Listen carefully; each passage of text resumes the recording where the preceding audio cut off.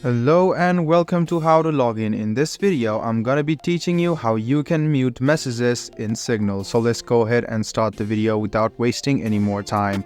Open the Signal app on your phone and go ahead and select the person you want to mute. Then you can see the mute option right below pin. Go ahead and tap on mute.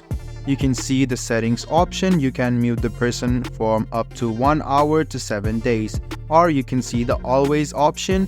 You can go ahead and tap on always if you want to mute this person until you unmute them. So you can unmute them anytime as well. Just go ahead and tap on their profile and click on unmute and you can see that they have been unmuted. You can also do this from here. You can go to chat settings and you can click on mute and click on always. This way you can easily mute your friends or someone in Signal. I hope this video was helpful for you. If you still have any kind of confusion, please do mention us on the comment section down below.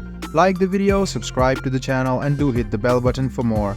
Hope to see you in the next video as well. Until then, goodbye, take care and make sure you enjoy.